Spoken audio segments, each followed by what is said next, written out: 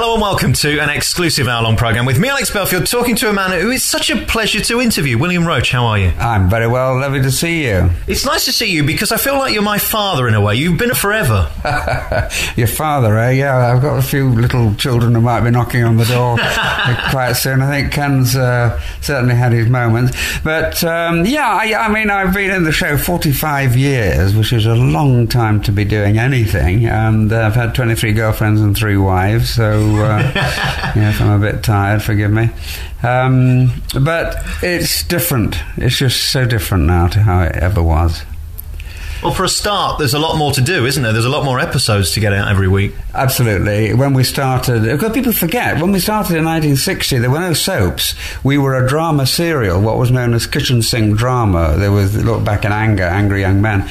And we were highly respected as a state-of-the-art show then, and gradually the other soaps came in and we became called a soap. But we're still trying to hang on to some of those old memories. I don't know about you, the thing that I love about Coronation Street more than anything is the humour in it, and thank God you've still kept that. If nothing else, the humour and the sarcasm and the wit is still there. Yes, that's right, and the thing about it is, I mean, EastEnders know that they're criticised for lacking humour, but you can't impose it. Humour isn't something just that the writers say, oh, let's write something funny. If you are character-based, which to be safe you have to be, if your stories are character-based, you're fine. If they're not, you've got to have stronger and stronger stories and you have problems. But if your stories are character-based also, the humour will emanate. Look, you've got Norris and Rita, and you've got the Duckworth, and you've got Fizz and Kirk, and you've got and the Battersby. You've got your characters that you smile when you mention. So the comedy is inbuilt. Plus, it's also endemic within the street that however serious a situation is, someone will make a choice little remark that'll get a laugh. So it's just been part of the show. It's built in. You've just gone through a huge storyline with the murder and Tracy's trial and all of that going on. Is that exciting to you now as much as it would have been 30 years ago? I mean, how do you view the scripts now? Is it a day at the office regardless of what you're having to do within it? No, it's never a day at the office because you have to be involved. I mean, I'm not like Ken in many ways. I am physically, obviously. But all I have to do is understand him, like him, and believe him, which I do. He's a good guy, and I can get inside his head and go through it. But when you have, particularly now, when we have no rehearsal, there's no prompting, and you have to be word perfect. So you turn up, and when you're called in, you have to do it. Now, if it's an angry or emotional scene, you have to be so secure on your words, because they've got to be word perfect, that you then just pour in the anger or the tears or the laughter or whatever it is. And you've got to be that secure, but it is that high pressurized now.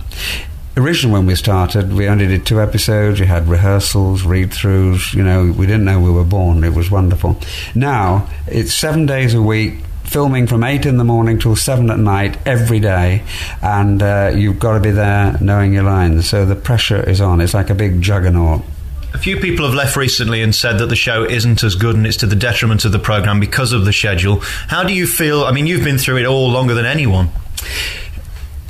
The show has changed incredibly over the years, and it's good that it has, because society's changed. People's patience span is shorter, so the scenes are quicker. They need things to happen more quickly, more humour and so on. So yes, the show has changed. You can't say it's to the detriment. You might not like the way it's gone, but if it hadn't gone the way it had gone, it wouldn't be alive. It is reflecting society. That shows it's a living and adapting organism, which is part of its brilliance. So like it or not, if you don't like the show, you don't like society either. There's nothing to do with it whether you like it or not. The fact remains, it has adapted, it has changed, and it is appropriate and pertinent for today.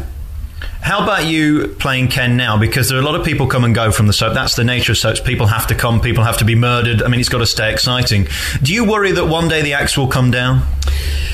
I don't think about that. From my point of view, I like Ken. I love Coronation Street. I'm very proud of it. I've given 45 years of my life to it. And from my point of view, while he can stand up and do it, and while he's useful in getting the parts, I will carry on. Retirement, from my point of view, isn't an option.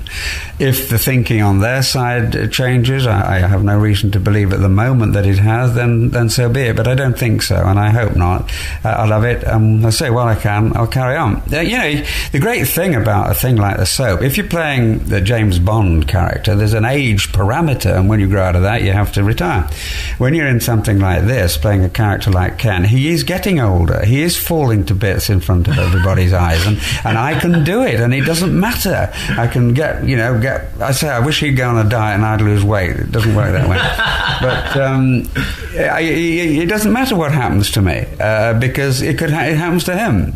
I think one great thing that's happened to you in the last few years is the arrival of the mother-in-law. That's really brought a great feeling to your household, hasn't it? Yeah, wonderful. You see, I've got a wonderfully dysfunctional family. I mean, there's mother-in-law Blanche and mother-in-law from House, who really is wonderful. There's always been an old caustic character who will just say what she thinks, irrespective of the grenades it's throwing around at everybody.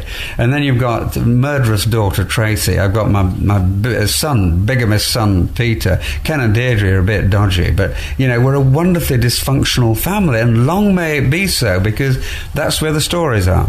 And we're all good. We love working with each other. We get on so well. So, yeah, I love it. And people love you, and that must be an odd thing. How many people actually know your real name? Well, more nowadays than they used to. In the early days, they were quite tough about us not doing other shows, because they wanted people to believe in the reality. And when we started, as I said earlier, it was like a kitchen sink drama. It was meant to be gritty and realistic. But now they've seen us do other things, This Is Your Life and Ant and Dec and things I've been on, and they know, more and more people know your name now. Even though Ken, I treat Ken as a nickname, obviously. I can't get all upset if someone calls me Ken. In fact, my own father actually did it once. We were watching the show in the break. He said, put the kettle on, Ken. Sorry, but I thought, right, if my own father can do it, because he was sort of absorbed in what I'd been watching, I'm never going to be upset about that. So I treat Ken as a nickname, and I like Ken, and he's okay, and I can live with him quite happily. Thank goodness he's not a serial killer or something like that, because I would have had problems, I think. Well, you never know. If the ratings drop, they might have to do something. Oh, don't say that, no, because, he killed off his mother, his father, his brother, and first wife. Well, not actually, but it could turn out that he did. You never know. We're back on your favourite radio station, talking to one of my favourite people, William Roache. Is it Bill or William? What do you prefer? Well, William is my professional name. I am William Roache, and that is the name that I play. To my friends, I am Bill. So I could say call me William, couldn't I? No, call me Bill. But my professional name is William. I mean, Robert De Niro is called Bob, but he gets absolutely furious if someone refers to him as Bob Nero, and I can't agree with him. It isn't the same.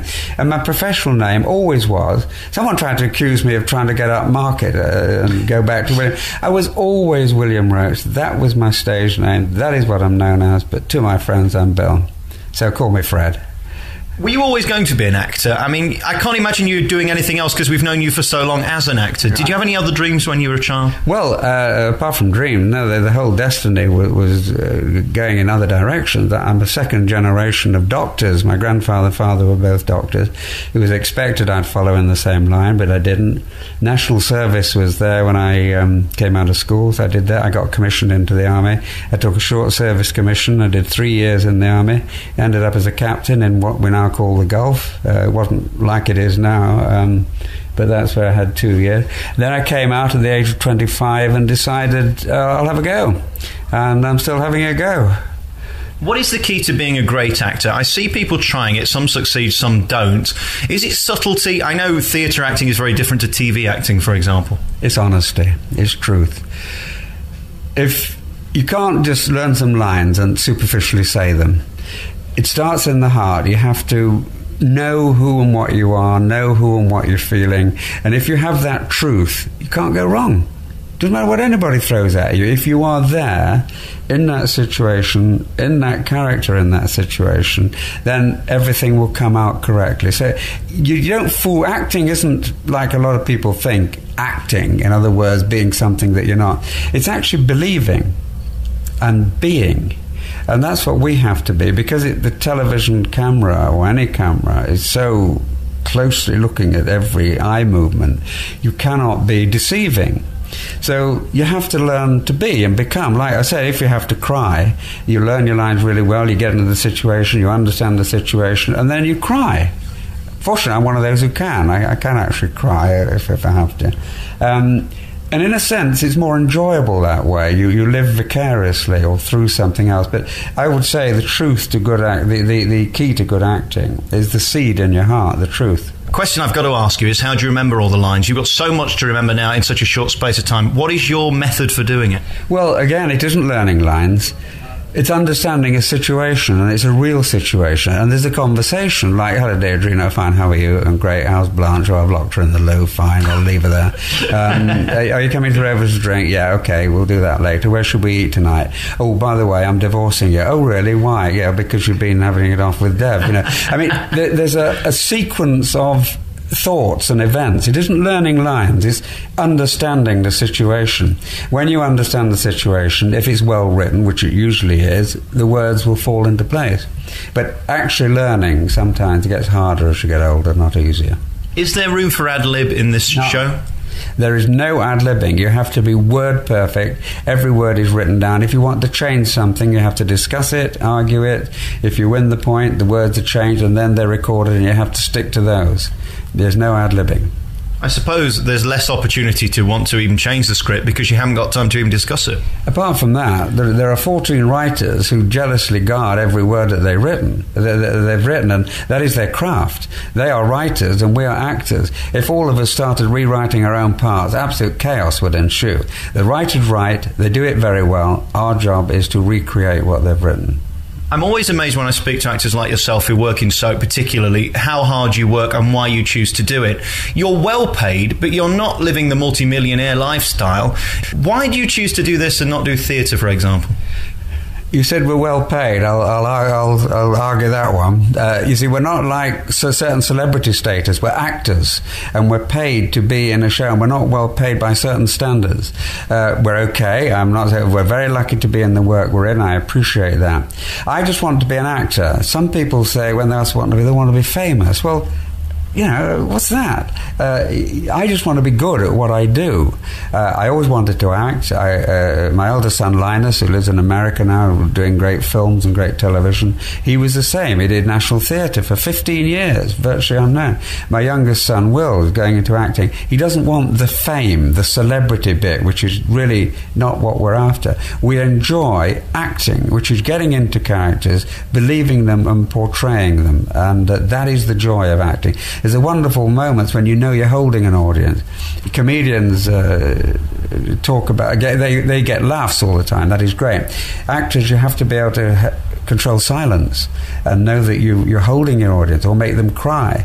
And there's a wonderful feeling when you do that. It isn't power, it's just the enjoyment of what true acting is. So that's why we're in it. We're not in it for the fame, the celebrity, or whatever you want to say. We're in it for the enjoyment of the job that we do.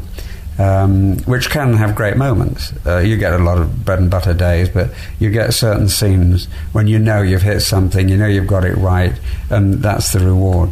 You talk about comedians getting reaction. If you're an actor on stage, you're equally getting a reaction. It might not be a laugh, it might be a tear, it may be a laugh, it could be anything. There is obviously no reaction as such when you're filming because the team are busy doing other things and they're kind of distracted with their own job.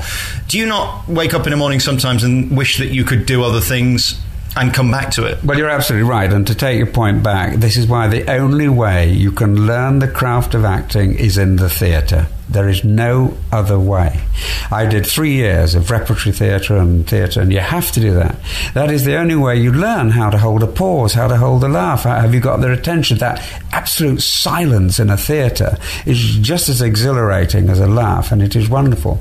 Yes, you do yearn to go back to that, and in a way I'm going back to that. I'm doing an audience with which is just talking to them, but there will still be that feeling of participation. I also did the Morecambe and Wise, the play what I wrote, play that toured, playing the celebrity, and that is wonderful. A bit like doing pantomime, really, but to remember the audience reaction is great. Yeah, we don't have that, but it is essential that you have had a period of doing that so that you know what you're doing when you're not getting the reaction. We're back on your favourite radio station with William Roache. What were you like as a child? I was quite shy and retiring, and I spent a lot of time on my own. I was sent away to boarding school at the age of 7. and I think that probably taught me independence and how to be on my own. But I was really quite shy. In fact, one of the things that stopped me going into acting initially was that I thought I was too shy, I wasn't good enough and things like that, and that everybody in the theatre was, hello darling, and all that, which are not. I was very pleased to find the majority of actors are very sensitive, and a lot of them very introverted people, hence their ability to recreate other characters. But as a child, I was quite sporty. I played cricket and rugby for my school, Rydal School in Colwyn Bay. I was okay academically, not brilliant, but not too bad. Got good school certificate and things. And I enjoyed school life, particularly the sports side. And that was it, really. My father being a doctor, it was in the days before the health service. I didn't see much of him. He was called out night and day, and he was rather busy. So I had my childhood, for me, at boarding school from 7 to 18, but I enjoyed that. Was acting perceived as being a proper job by your father? No, it wasn't at all, and in fact it wasn't by me. It was a generation of doctors, and prior to that they'd either been clergymen or army officers. So when the chance came through national service to get commissioned, which I did, I thought that fulfills the family honour, and my father was obviously delighted. He was a very kind man, my father, and when I came out of the army at the age of 25 and said I was going to try acting, he just said, well, as long as you're happy. And I remember a few years into it, he said, are you happy with what you're doing? And I said, well, it's something I have to do. He said, fine. He gave me his blessing, as it were.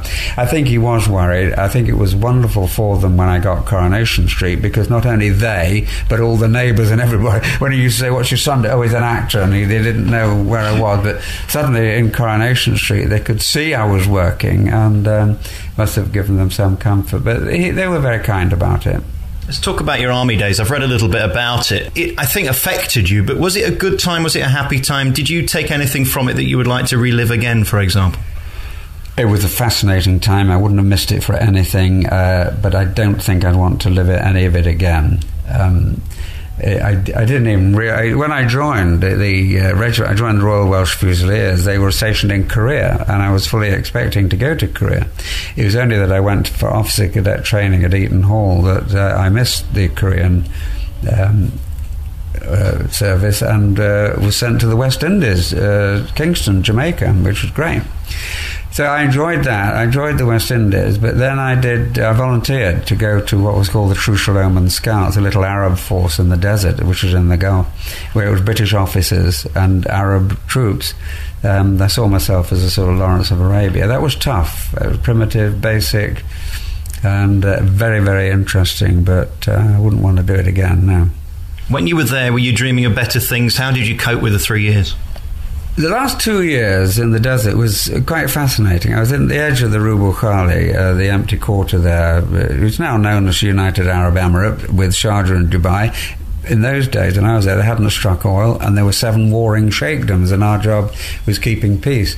We used to go around in patrols in the desert and never see people for weeks on end. And I used to go out into the desert, and I used to sit and think, and I had a sort of meditation, and I thought I can solve all my problems here, but I didn't. But I found that fascinating.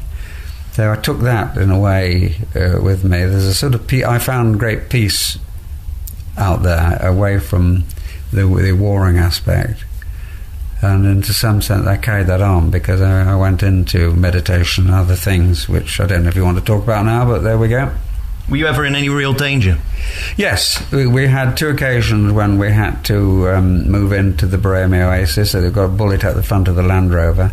The worst case was afterwards, some of the 2-inch mortar bombs hadn't gone off, and they used to... Any bits of metal they found, they used to use for grinding coffee, and one of them had used an unexploded bomb and blown himself up.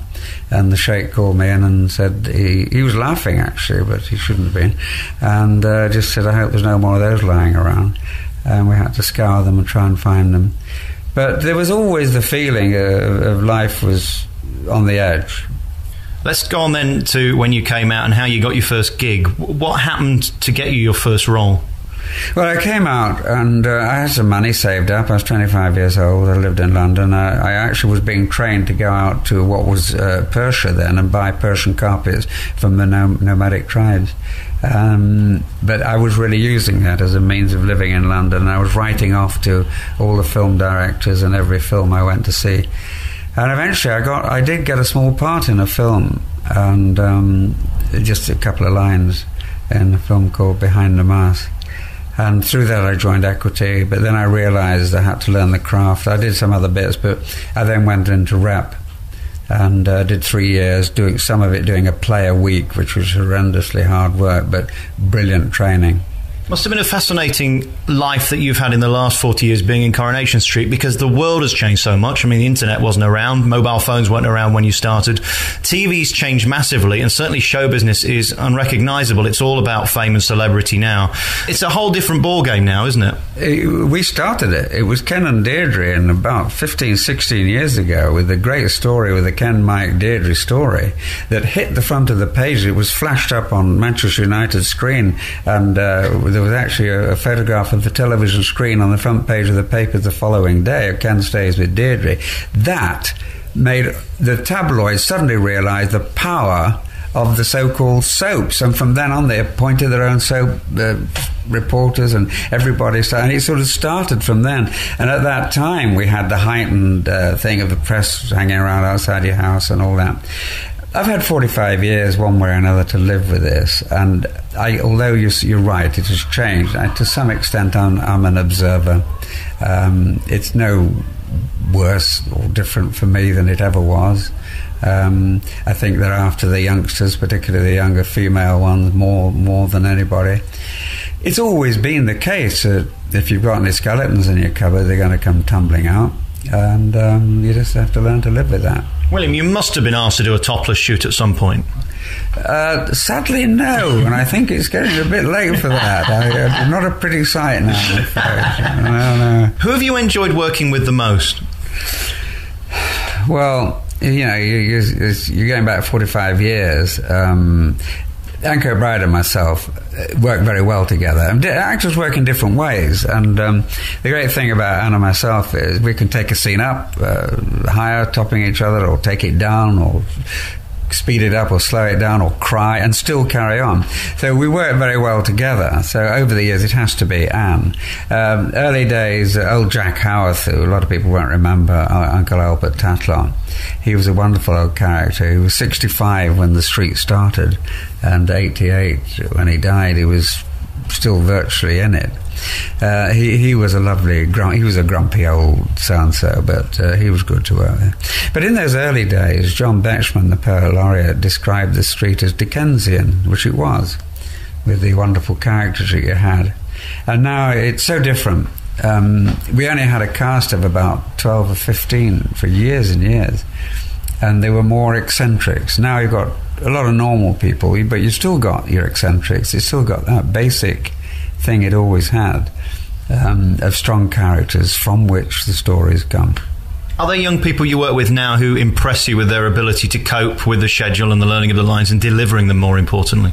All the young ones now impress me tremendously. I like to think I was the old wise man that they all come to for advice, but I feel I should go to them for advice most of the time. They're very confident, they're very good, and I think we're lucky to have them.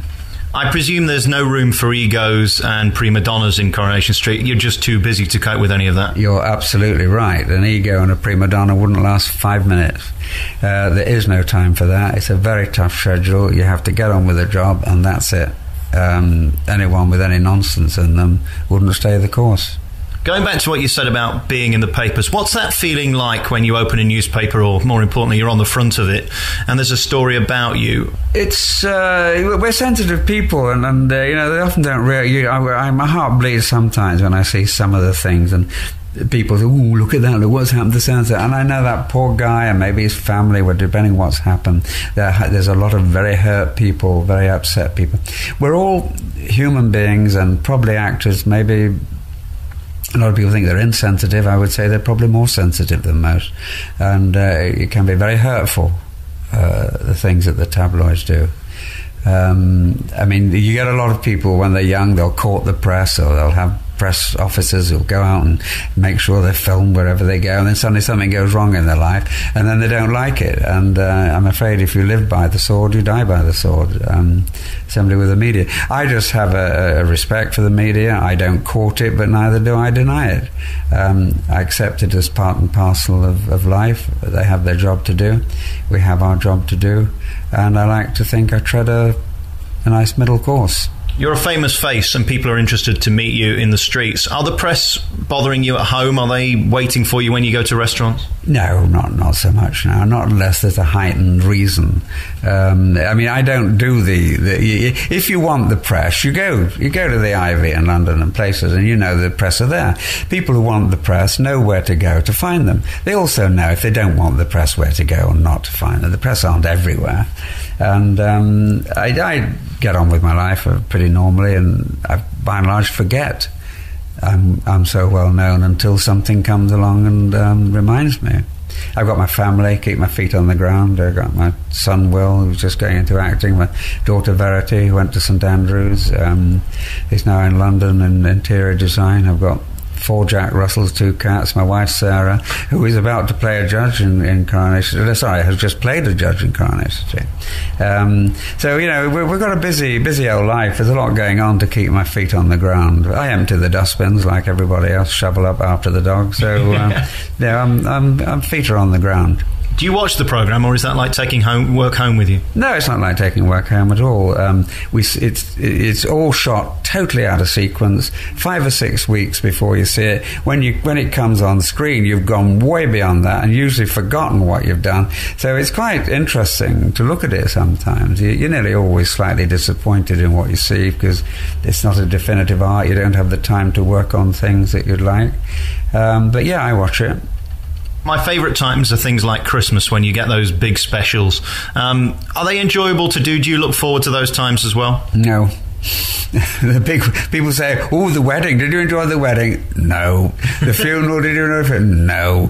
It means 4 or 5 days sitting around a crematorium or a church, and they're off. We dread them because you're out on vacation, you're away from your dressing room, and it's usually wet and windy outside, and it's not quite the same as feeling it. We like dramatic moments. You like good dramatic scenes, but actually big events are usually tedious for us in the way of we're removed out to a location and it's uncomfortable.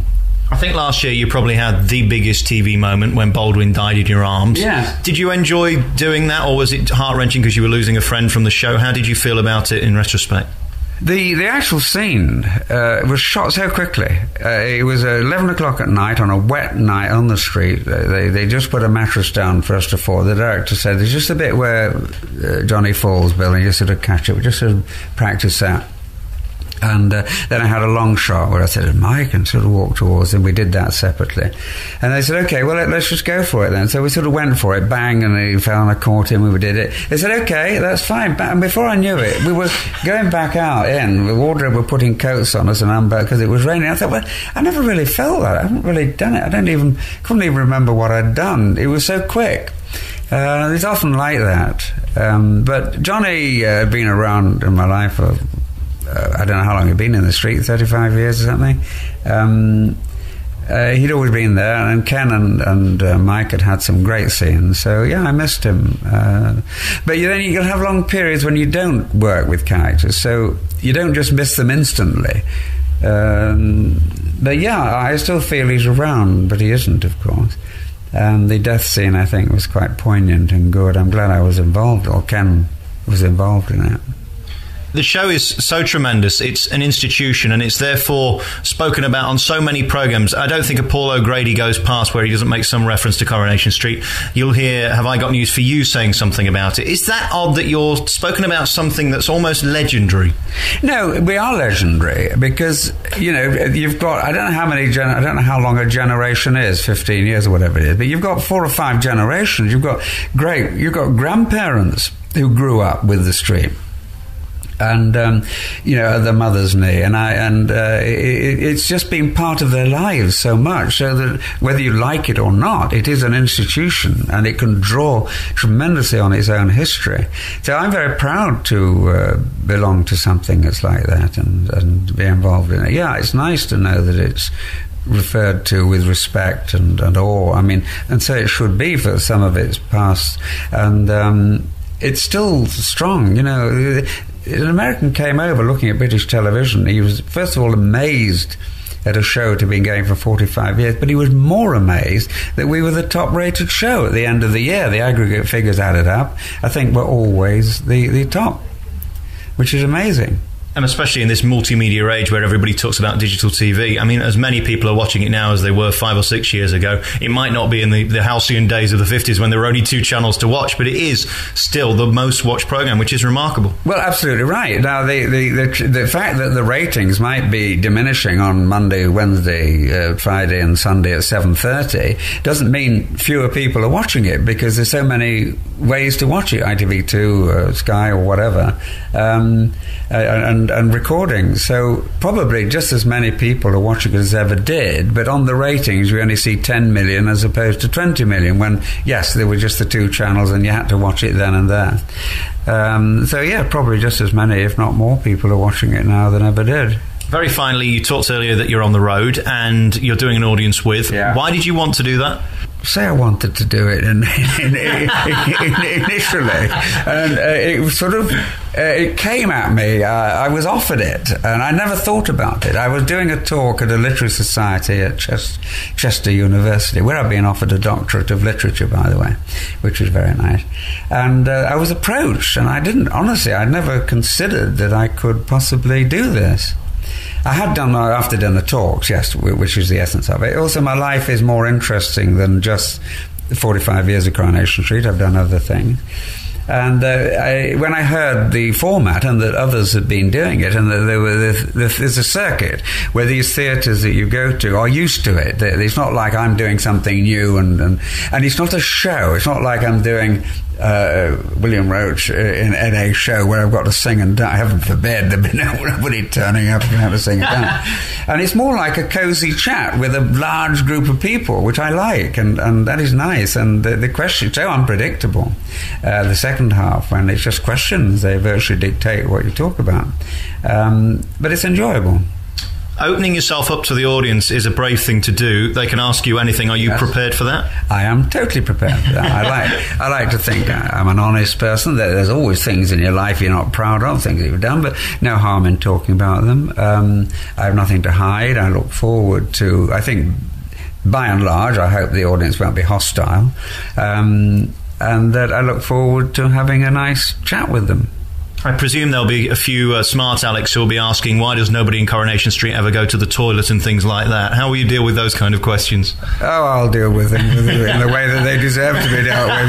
You can get out to the toilet yourself. But no. I'm a kind chap, and I hope people will be kind. But yes, you'll probably get the odd smart aleck, but that doesn't matter. We can deal with that. Oh, I know there's all sorts of anomalies in the street. I mean, the bathroom in the Barlow house, for instance, I hate to think what goes on there in the morning. And one loo and all those people milling around, the mind boggles at the thought of that. Yeah, Blanche in a toilet is not the way we need to end this, really, is it? Not really, no, it isn't. But no, maybe it is. William, thank you so much for spending the time to talk to me. It's a real thrill, and good luck with the future, and good luck with the tour, and thanks for talking to me. Thank you, I enjoyed talking to you, and maybe this is an essence of what the talk is like, but I look forward to them, and thank you very much.